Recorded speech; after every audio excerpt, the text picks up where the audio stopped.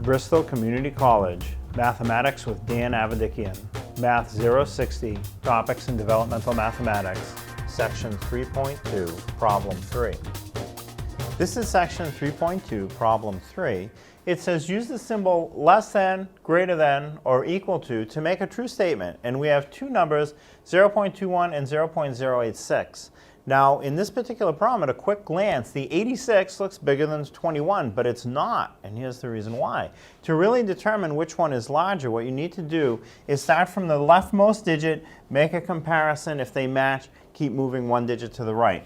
So the leftmost is 0, that matches, so we move one digit to the right. Now I'm comparing a 2 and a 0. Well, 2 is larger than 0, and at that point it doesn't matter what comes after it. The 2 is larger than 0, so the 0.21 is larger than the 0.086. So I want to choose the inequality symbol where the opening faces the larger value. So the opening must face the 0.21.